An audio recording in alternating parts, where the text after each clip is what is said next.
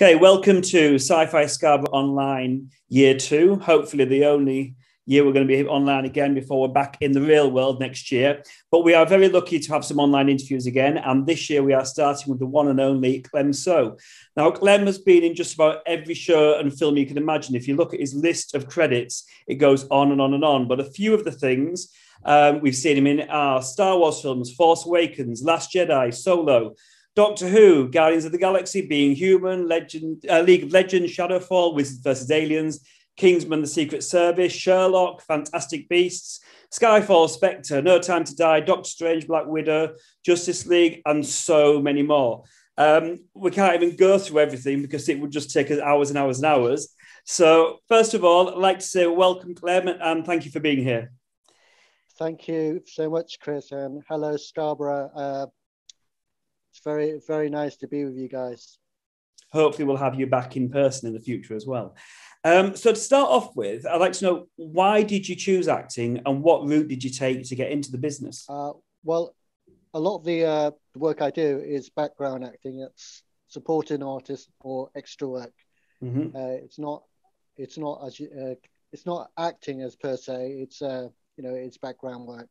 Sure. But yeah, I just fell into it really. I just graduated from fine art, doing a fine art degree, and I was putting on a few exhibitions, and money was tight, and my brother was fully into background work, and he actually ended up having a great role in a Casino Royale. Right. And he just recommended it because I just got this very similar look to him with this trademark hair is, shared between me and my brother. Right. So Okay. he kind of like said to me, yeah, join a few agents to see what happens. And actually, I think Doctor Who was one of the very first jobs I had. Mm-hmm. And it was quite featured. It was in Angel Estate, Manhattan, whereas the pottery painter, and Matt Smith had to go back to China 221 BC or something like that. And it's a very convoluted story that I still can't make any sense of. But anyway, he somehow needed to have Yowza on the pot to warn his river song in the future. So that was kind of it, really. And it just, I started getting more jobs, and I joined more agencies, and more often than not, I just end up getting featured in, all these franchises. Just have a lucky face, I guess. Right. With the first one, then you said like Doctor was one of your first jobs. What was it like that first time of being on? I mean, was it nerve-wracking? Did you find it really easy and a doddle to get into it? Or, for someone that had not been behind the camera or in front of the camera before, what was it like? I don't know. I've always been very naturally confident. I think that's the thing. And I have a creative brain, so I kind of understand, the sort of logistics of it, and kind of like I kind of look at things and how they're made, and I kind of understand that that's what the process is. We're all there to work, we're all there as part of the process, and we all want to make good work. So I don't really have nerves in front of camera, and I used to do a bit of songwriting, and used to perform locally, and just I guess that's where if you did have any sort of stage fright or nerves, that kind of went out of the window. And then I guess when it came to doing camera work, and it just felt natural to me. I've always been, I've always had that ability to just see beyond the camera, and just take that further, and just kind of really understand where the direction's coming from, and kind of follow where, have a sense of where the cameras are going. And sometimes it's not about being too obvious. Sometimes it's about, having a natural rhythm in it, and just moving away, just to make it work. So yeah, I think those kind of things also, I think, really help in terms of being asked back for work. I think that's really important. I think ADs remember things like that. So yeah, I just started to build, the amount of work I was doing, but also, getting on really good projects, high profile projects, Yeah. And yeah, it's gone really well. It looks like in Doctor Who they ask you back every week when you look at how many episodes you're in. It's like again and again and again. It really does show how popular you are with that TV show. Now I know you say some of your parts might be very small and it's in the background and so on. But is there any that you would, or two or three even, that you would say these were my favorite experiences? These are the ones that I really remember, or even whether it's remembered for something going wrong and being hilariously funny, or just a really exciting experience, or a great director, or great other actors. Anything in particular stands out?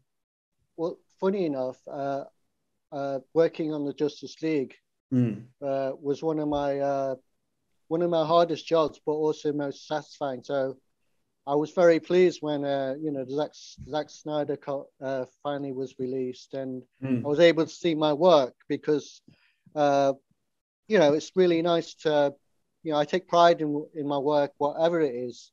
Sure. But in that one, we worked very closely with the stunt team, so we had to do a lot of circuit training and a lot of prep work beforehand. We were doing a lot of practicing with sword fighting and stuff like that. Even though I didn't really do much of that in the shots, we still had to prep for it. And all the people that were working on that, like the Amazons, they were incredibly physically fit. I mean, they all had six packs. It was just like, oh my God, they'd worked really hard. So, when that originally came out with Josh Whedon's version in 2017, I was a little bit gutted that kind of none of the scenes seemed to be there. It was like, that's a lot of work they've just submitted.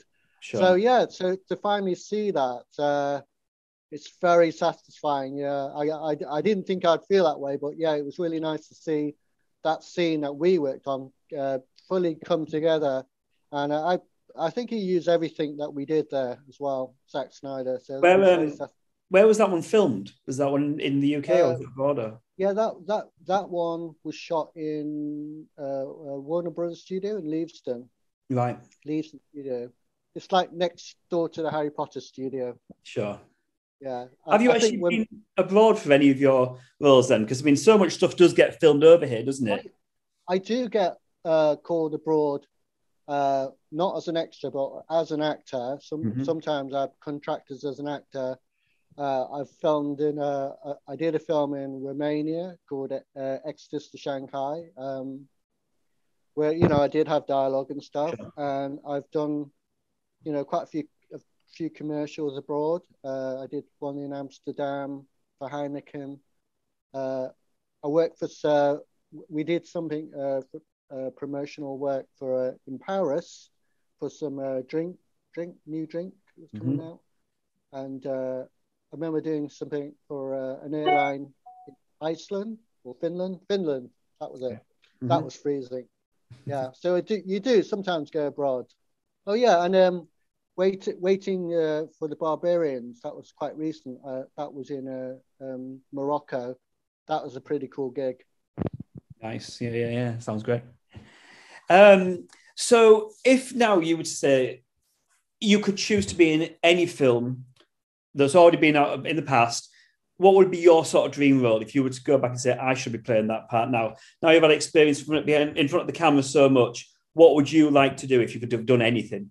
Even if it was before you were born, what would you say would have been great? Oh, before I was born? If you wanted, I don't mind, any time at all, what would you say would be an amazing role to play?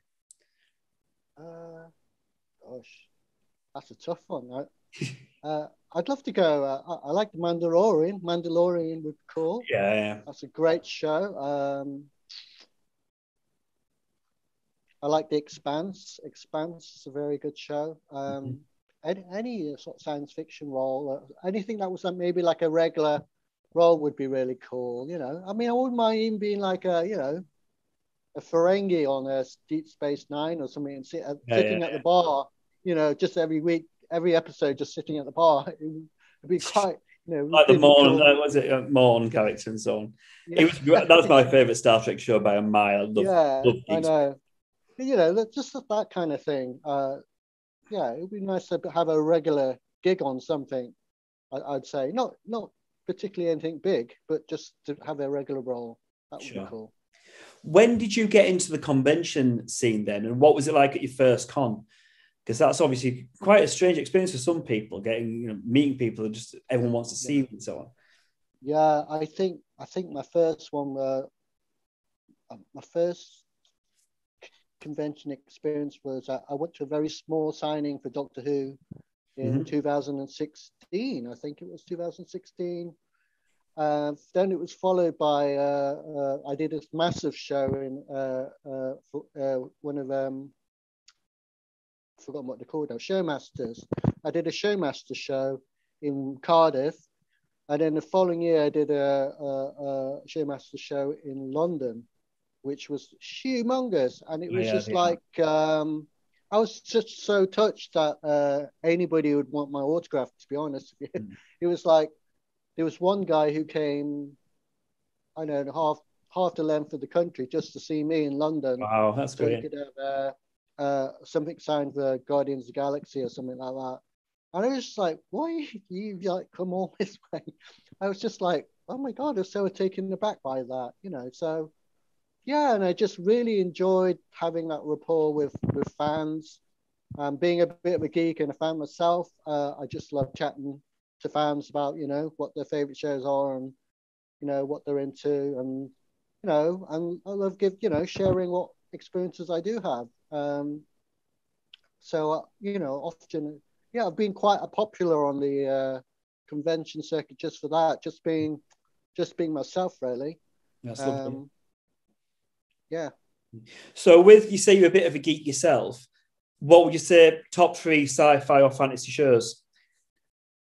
Oh, really? I love Thunderbirds.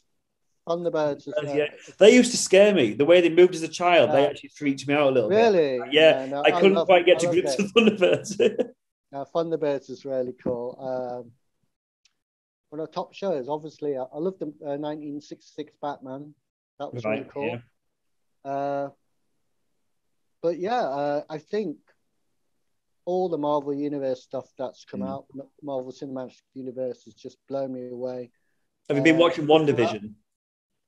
Yeah, I've watched them all. It's incredible. Yeah, because that was the thing that I grew up as a kid, was reading the comics. That I read the 1970s reprints of the Marvel Comics 1960s stuff, which was all the Jack Kirby stuff and the Steve Ditko.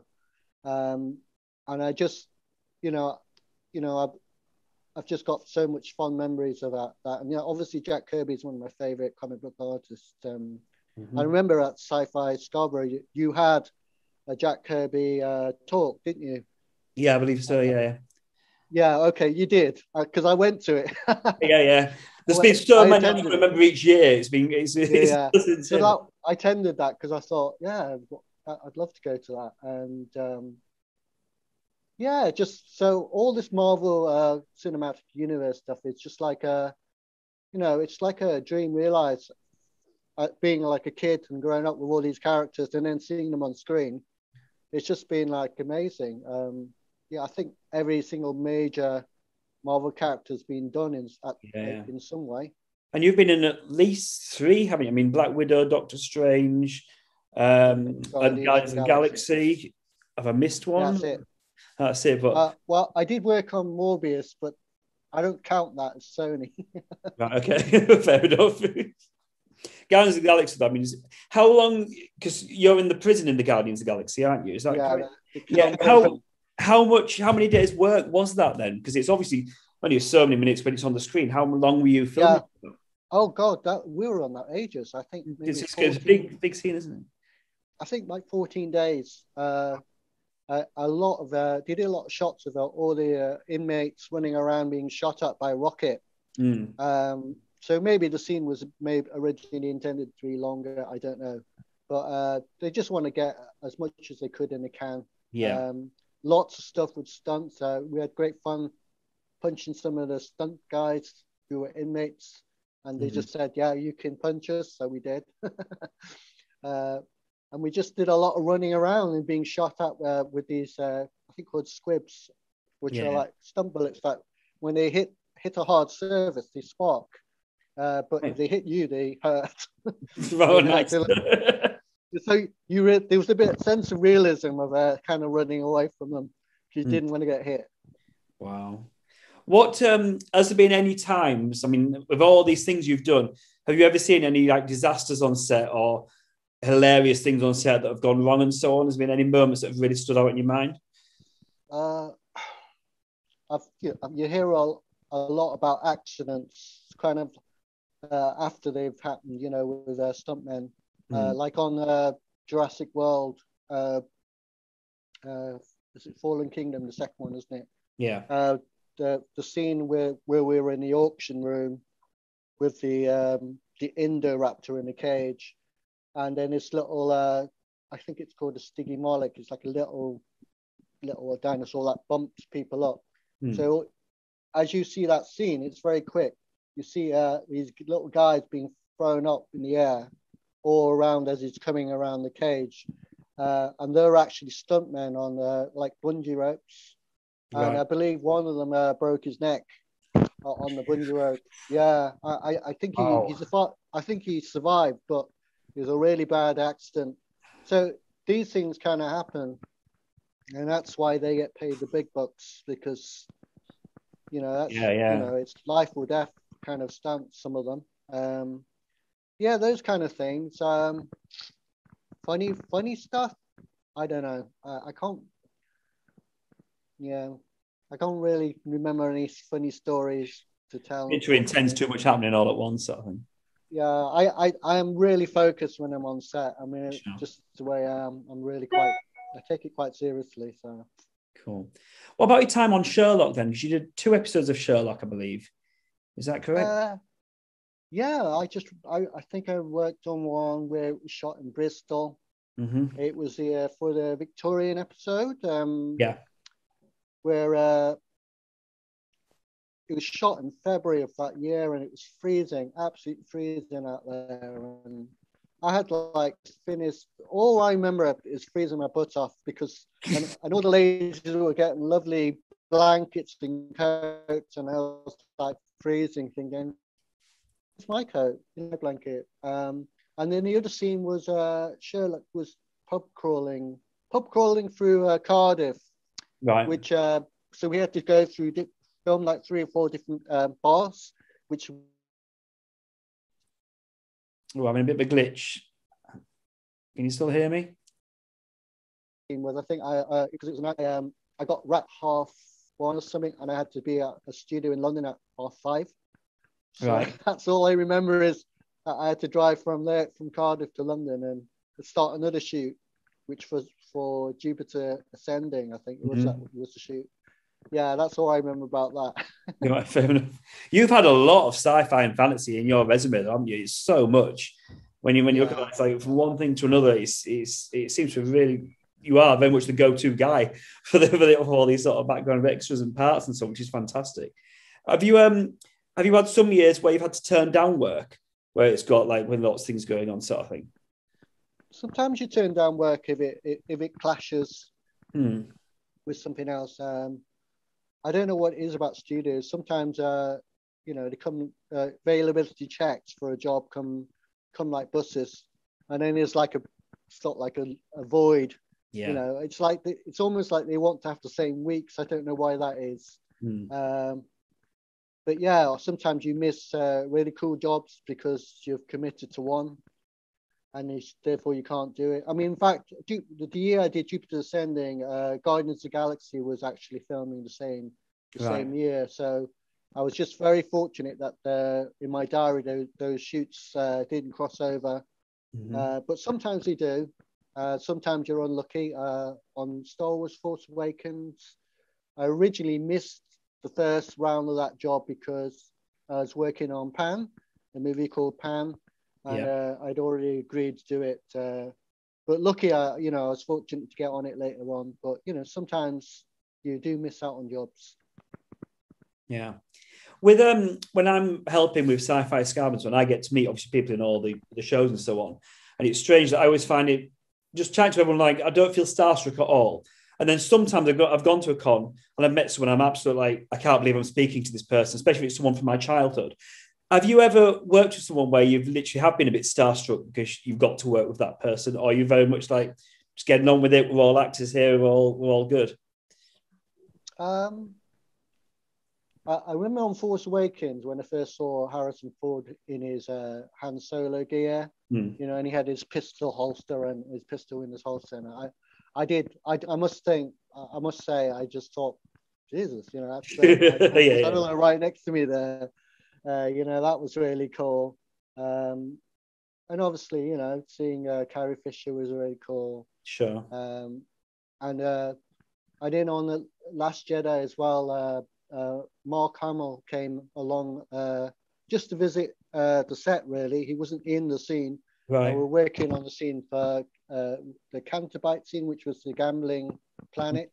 Yeah. And he just popped in because he just was curious, and he just came to our table, and it was like, Jesus, it's like, oh, that's amazing, And he just was, he was just full of stories, and he was just like saying how, it was like that scene was meant to be a bit like the cantina scene, but like with a millions of pounds budget difference.